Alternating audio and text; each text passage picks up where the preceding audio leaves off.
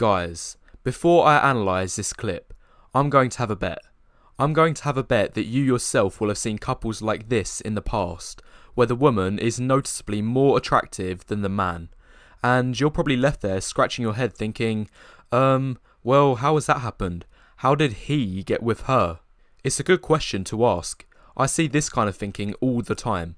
In fact, I've even seen it from established YouTubers such as this one. This man has seriously reached the point of having to take pictures of random people in public to try to prove looks don't matter. This shows how much it means. This shows how much men out there are refusing to believe it, that their looks affect their life. All because a young attractive girl at an airport is standing next to some unattractive man who quite frankly looks old enough to be a dad. Well guys, if any of you watching still believe this line of reasoning, the clip I just showed you shows what's really going on. This shows the real picture.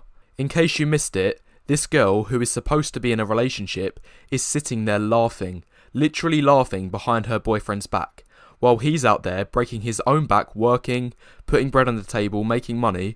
Also he can waste it paying for expensive holidays, dates that will inevitably not amount to anything after he eventually gets backstabbed a few months or years down the line. Guys, I'm going to give it to you straight. Whenever you see these so-called miracle couples, where the man is clearly less attractive than the woman, it's never what you think it is. It's never the way it looks from the outside. I promise, there's always something going on. There's always something that's causing the relationship to be balanced. It has to. There's just no other way. You have to remember that relationships only form because two people voluntarily commit themselves to one another because they mutually believe the other person can provide something of value to their life, and with the eventual thought in mind of being able to raise healthy children given the best start in life. So, based on these circumstances, unless a woman is completely unable to assess her own self-worth and value, there will always be one or more secondary variables at play causing the relationship to balance out. But even this rare exception is becoming virtually impossible nowadays, because not just attractive women, but also unattractive women are being bombarded constantly with attention from guys, both online and in real life. So the point is, all women know they've got power. A woman knows she has something that men want. Therefore, it makes sense for a woman, in cases where a potential relationship won't be balanced, for her to leverage this power in order to reach a point of equilibrium. So, this has been mostly theoretical at this point, but what are some examples?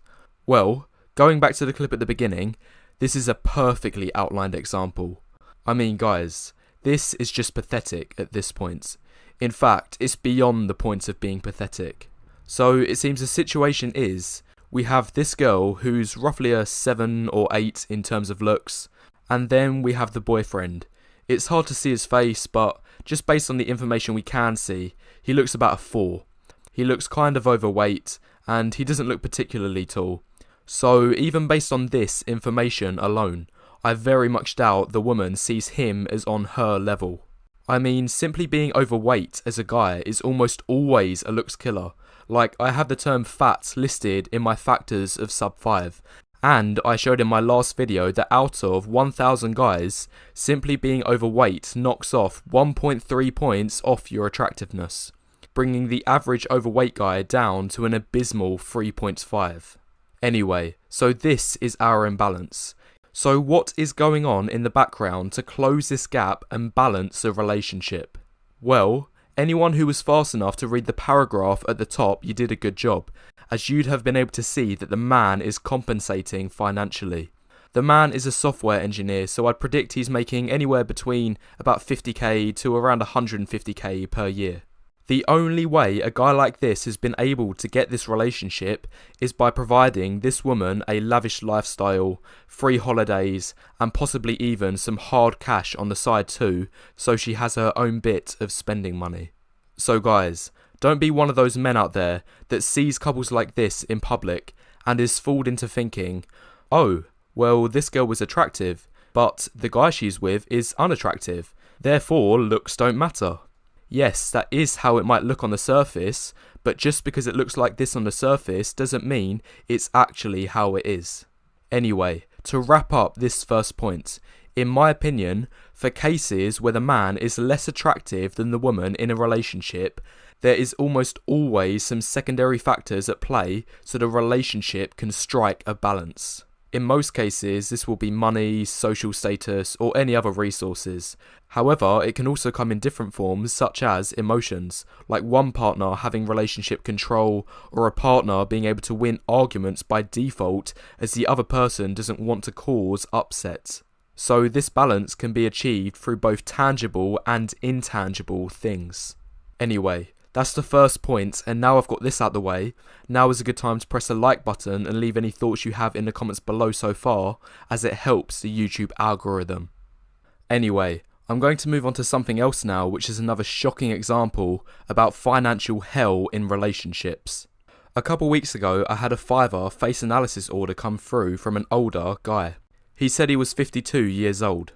And what surprised me at first was as his photos came through, a couple of them were of him with a fairly attractive young girl. But then I thought, oh, that's probably just his daughter or something. But then, a few hours later, he sent over more photos, and these were with two more different girls who were again, both young and quite attractive. Now things started to seem a bit questionable and out of the ordinary. Apparently, this guy has recently dated not one or two, but 3 different girls, all way beneath his age. Anyway, about a week later, me and this guy ended up having a private consultation. And he told me that as an older guy, he's only able to attract 2 groups of women in the dating market. Now, I just want to point out that this guy was fairly decent looking for his age. He was about average in the face. In fact, I'd say he's on a very similar looks level to this man featuring in these images. But he was also 6'2" with a low body fat percentage. Additionally, he had a full head of hair despite being in his 50s. Finally, he also revealed to me over the phone he's very wealthy, having a stock portfolio worth over $5 million. So back to the story. The first group of women he said he has an abundance of are single mums in their upper 30s and older, most of whom have already been through divorce, have very little financial resources, and on top of this, not particularly physically attractive either. The second group he said about were young college-aged girls, who, similar to the first group, also don't have a lot of financial resources. It was after he said this, things started to add up for me. Later on, he told me he had been using this website, which I'd never heard of before, called Seeking Arrangement. You can probably guess for yourself what it is, but it's basically this website where older guys with a lot of money can take care of broke younger girls. Now, this leads into an interesting point, because some guys within this community think, well, what's wrong with pay to play? Doesn't it make sense if a guy has a lot of wealth for him to make use of it in order to date beautiful young girls? My answer is no. Guys, if you learn one thing from any of my videos, let it be this: never lead with your wallet in a relationship. In fact, don't even let it be a partial lead. Don't let it be the case where your girlfriend pays for the utility bill and laundry, meanwhile you yourself are left having to pay the rent, filling up the car with gas, and 100% of the dates, which in total is going to add up anywhere from 3 to 10 times what your partner is paying. The thing is, what all of these relationships come down to, when significantly more money is being contributed on the man's behalf, is this idea that if you give an inch, she'll take the full mile. I promise guys, her requests may start off small, she may give you a little leeway at first, but eventually, one of these 2 things will happen, if not both of them. 1, her demands increase and increase, leaving you to be restricted more and more financially. You lose your freedom. Or 2, which is probably even worse, you can't keep up with the demands, in which case she causes all sorts of difficulties within the relationship, such as not seeing you as often, withholding intimacy from you, or flat out breaking up with you and trading you up for another man who's of higher value all round. So why do these things happen? Why doesn't your partner just be content with the relationship as it is? The answer is lifestyle inflation. Look it up, it's a real thing. In general, people's expectations of life's luxuries go up over time. Here's an example. Let's say you've been in a relationship for nearing 10 years. And for your 10-year anniversary, you go all in by getting her a $15,000 car. Well, if you do this, I wouldn't get too comfortable, because in another 5 years, she'll be expecting a $25,000 car. This happens way more often than you'd expect, and maybe not cases this extreme, but definitely on the micro level.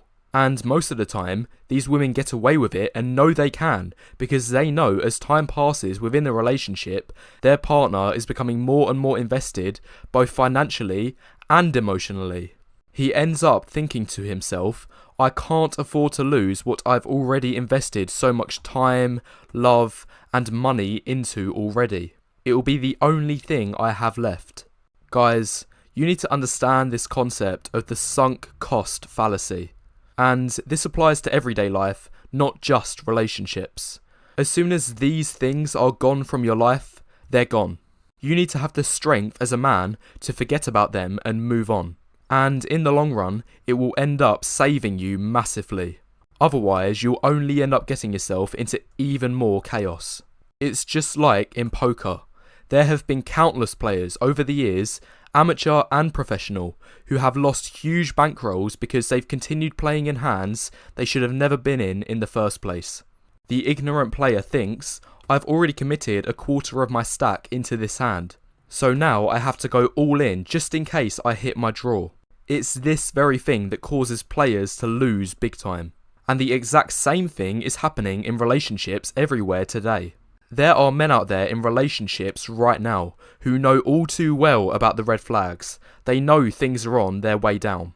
But after things have cooled down, they still come clawing back because they think, I guess I can try make things work. I mean, this relationship is good enough for now. I'm getting consistent intimacy, and there might not be anyone else out there that will ever love me again. This is what some guys think. And it ends up costing them dearly as things only spiral out of control even more. The point I'm trying to make is they'd have been far better off cutting their losses early and instead trying to build as much value in their own life as they can through lean maxing, status maxing, and social circle maxing. Which, for the majority of guys who aren't at the bottom threshold of looks and height, can put them on a path of meeting a high quality woman to get into a long-term relationship. Anyway, that's the video, guys. Guard your money like your search history. If you found this interesting, be sure to press the like button and leave any thoughts you have in the comments below, as it helps the YouTube algorithm.